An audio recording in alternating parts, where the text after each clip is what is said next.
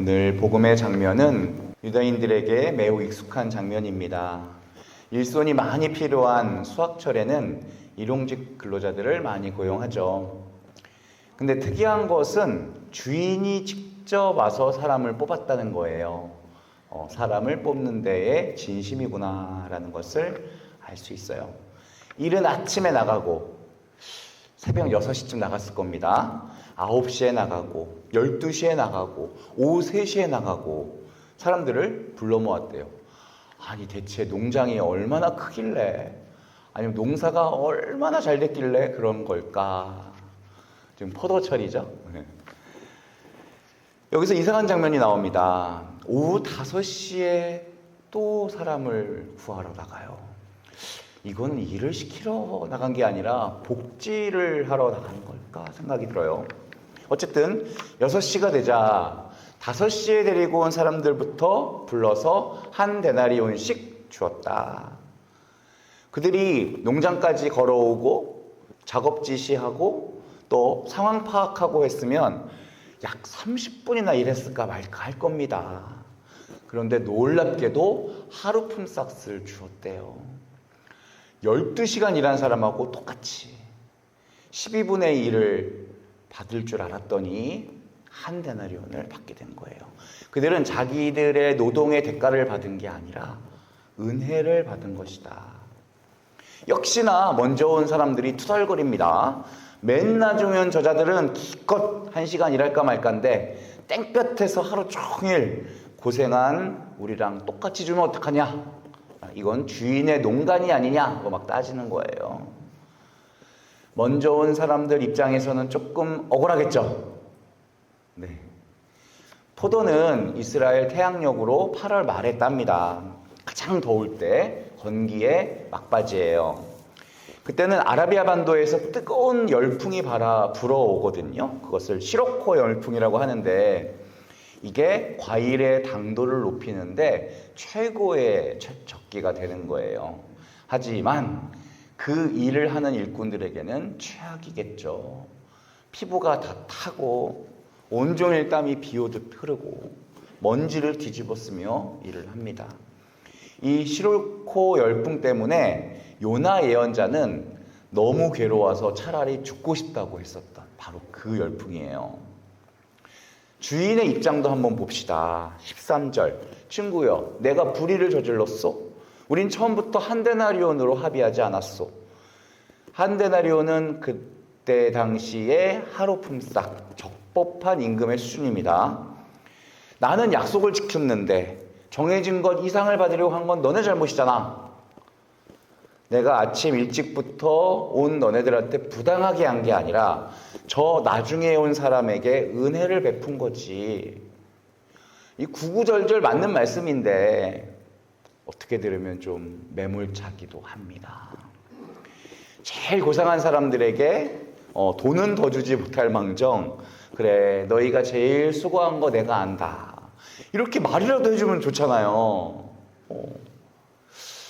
예수님께서 비슷한 상황에서 비슷한 말씀을 하신 적이 있어요. 바로 마리아와 마르타의 집에서. 마리아는 손 하나 까딱 안 하고 마르타만 열심히 일하는데 마르타가 와가지고 클레임을 제기하는 거예요. 아니 마리아에게 일 좀 시키라고. 나만 혼자 하고 있으니까 억울하지 않냐고 했더니 예수님께서 그래 넌 참 수고가 많다. 이렇게 해주시면 참 좋았을 텐데 너는 마음이 너무 분주해서 그래.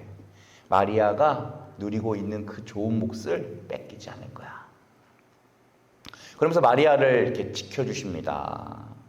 듣는 마리아 입장에서 얼마나 서운했을까. 자, 그럼 왜 주님이 그런 방식으로 말씀을 하셨는지, 그게 뭐다? 그게 오늘 강론의 주제다. 조삼모사라는 고사성어 아시죠? 송나라의 저공이라는 사람이 원숭이를 너무 좋아해서 원숭이에게 먹이를 주는 거예요. 그랬더니 원숭이들이 엄청 따르면서 숫자가 확 불어납니다. 양식에는 한계가 있고 원숭이는 미어 터지고 이걸 어떻게 해야 되나. 어느 날 아침에 원숭이들을 다 모아놓고 내가 이제부터 너희한테 주던 도토리를 아침에 3개, 저녁에 4개를 주겠다 했더니 원숭이들이 막 화를 내는 거예요. 그러고 보니까 원숭이하고 말이 통하네, 이 사람. 네. 알았어. 그러면은 지금 배가 고프다는 거잖아. 그러면 아침에 4개를 주고 저녁에 3개를 줄게 했던 거예요. 그랬더니 원숭이들이 좋다고 박수를 치더라. 그래서 이 고사성어는 2가지 의미로 사용이 돼요. 원숭이 입장, 저공 입장. 뭐냐면 지금 당장 4개를 먹는다. 이 눈앞의 이익만 따지는 근시안적인 어리석음. 또 하나는 저공이 아주 작은 차이로 상대를 속이는 거예요. 속임수를 쓸 때 쓰는 말입니다. 근데 저는 이 2가지가 다 잘못된 해석이라고 생각해요. 왜냐면요, 제일 중요한 포인트를 놓치고 있기 때문에 그래요. 어르신 여러분, 저공은 원숭이들로 수익 사업을 한 사람이 아니에요. 원숭이를 사육해서 서커스를 시킨다거나 팔아먹어서 돈을 번다거나 그게 아니에요. 자기가 하지 않아도 되는 일을 한 거예요. 그냥 원숭이를 사랑한다는 이유 때문에 아무 대가 없이 양식을 제공하고 있었던 거예요. 저공이라는 이름이 원숭이 저자거든요. 얼마나 원숭이를 사랑했으면 원숭이 아저씨라고 불렀겠습니까? 그런데 원숭이들은 마치 당연하게 자기들이 요구할 수 있는 권리로 생각을 한 거예요. 은혜를 망각하고 있구나. 이스라엘 사람들은 너무나 찢어질 듯 가난했어요. 일자리 구하는 것 자체가 힘들었거든요. 그래서 이 포도밭에서 일할 수 있다는 것 자체만으로도 굉장히 큰 감사였거든요. 그런데 그 은혜는 망각하고 내 수고로움과 억울함만을 어필하고 있는 겁니다. 어린아이들이 흔히 그래요. 부모님들이 힘들게 돈 버시고 집안일 하시고 하는데 거의 하는 일 없이 밥 먹고 잠자고 학비 용돈 가져가고, 근데 그게 너무 당연한 거예요. 가끔씩 집안일 시키면 아주 인상을 찌푸리면서 아주 큰 일처럼 합니다. 이 반찬은 맛이 없어서 안 먹고, 엄마 사준 옷은 촌스러워서 안 입고, 이거는 은혜를 망각한 거다. 근데 가만히 생각해 보세요. 망각이라는 것은 알았다가 잊어버린 거거든요.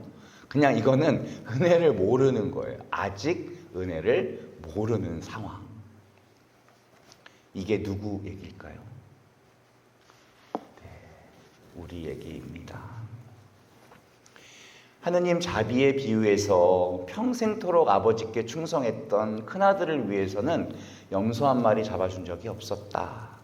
가산을 다 들어먹은 저놈이 왔을 때는 아버지가 큰 잔치를 열어주셨다. 이건 불공평한 거거든요. 하지만 탕자가 변화해서 이제 아버지를 위해 놀라운 헌신을 하게 될 거예요. 이게 하느님 나라의 법칙이거든요. 바오로 사도는 포도밭에 제일 늦게 온 일꾼이었을 겁니다. 예수님 믿는 사람을 잡으러 다니고 감옥에 가두고 사형 집행을 했어요. 그러던 사람이 하느님께서 예수님을 통해서 자기도 구원해 주신다는 거예요. 이게 얼마나 놀라운 은혜예요. 그는 그야말로 전 세계를 누비지 않은 곳이 없어요. 어떤 박해나 어떤 고통에도 굽히지 않고 예수님을 전하게 되는 거예요. 이것이 보상의식과 은혜의식의 큰 차이점입니다. 보상의식이라는 것은 내가 수고한 만큼 대가를 받아야겠다. 그래서 받은 만큼만 딱 일하게 되어 있어요. 자원봉사를 열심히 하다가 어느 날 그래도 수고가 많으신데 교통비라도 챙겨드려야지 하면은 수고비가 나가는 순간부터 이상하게도 받은 만큼만 일하게 돼 있어요. 하지만 자원봉사자들은 놀랍게도 제한이 없어요. 이미 하느님께서 나에게 크신 은총을 부어주셨기 때문에 내가 어떻게 희생하고 수고해도 아깝지가 않다. 이것을 은혜의식이라고 한번 해볼게요. 로마서 1장 14절에는 나는 그리스도인들에게나 비그리스도인들에게나 지혜로운 이들에게도 어리석은 이들에게도 다 빚을 지고 있습니다. 그래서 로마에 있는 여러분에게도 복음을 전하는 것이 나의 소원입니다. 바오로 사도가 빚을 지고 있대요. 그러면서 전 세계를 정말 미친 듯이 돌아다니면서 페니키아, 소아시아, 유럽, 로마 제국 전역을 돌아다녀요. 보상의식을 갖고 있으면 그렇게 못해요. 내가 제일 많이 수고했는데 이러고서는 이런 거 못해요. 나 같은 최악의 죄인도 구원받았는데 이 좋은 복음을 아직도 모르는 사람이 있다니 그들에게 미안하고 빚진 마음을 갖고 있다는 거예요. 그래서 나는 이 복음을 전할 수밖에 없다. 그래서 은혜의식은 계속해서 또 다른 은혜의 다리를 놓습니다. 진짜 은혜를 경험하게 되면 내 옆에 있는 사람들한테 나눠주고 싶어져요. 하지만 보상의식은 철저히 격리시켜요. 단절시킵니다. 왜냐하면 비교하니까. 저놈은 나만큼 대우받아서는 안 되는데 나는 전혀 다른 대우를 받아야 되는데 이렇게 서로 생각하면요. 공동체가 어떻게 유지가 되겠어요. 결국에 하느님까지 원망하게 됩니다. 이렇게 열심히 살았는데 왜 내 인생에는 은혜를 안 베푸시는 겁니까? 내가 이렇게 열심히 기도했는데 왜 들은 채도 안 하시고 봉사도 하나도 안 하는 쟤네 집은 왜 그렇게 잘 되게 해주시는 거냐고 난 억울해서 당신 못 믿겠다는 거예요. 이제 이것을 비즈니스 마인드라고 합니다. 내가 일한 만큼 수익을 거두자는 거예요. 그런데 하느님 나라는 정반대입니다. 이미 하느님께서 엄청난 은혜를 부어주셨기 때문에 내가 더 많이 수고하는 것이 감사하고 내 이름이 더 알려지지 않은 것에 감사하고 내가 제일 먼저 포도밭에 불리움 받은 게 감사한 거예요. 이것을 은혜의식이라고 한다. 그래서 세상 사람님들이 볼 때 교회는 굉장히 아마추어 같고 굉장히 허술해 보일 수도 있어요. 하지만 세상을 움직일 수 있는 강한 힘도 갖고 있는 겁니다. 우리 가운데에도 도저히 내 기준에서 받아들일 수 없고 그래서 너무 힘들고 지쳐하시는 분들이 계세요. 내 인생은 모든 게 너무나 억울하고 가정에서도 억울하고 직장에서도 억울하고 성당을 나갔는데도 거기서도 억울하신 분들이 계세요. 주님께서 맨 먼저 그분들 마음 알아주시고 힘이 되어주시기를 기도합니다. 주님께서 내게 베풀어 주신 놀라운 은혜를 오늘 발견하고 포도밭에서 헌신하는 것이 얼마나 기쁜 일인지를 꼭 느껴보시는 한 주 되시기를 기도합니다. 아멘.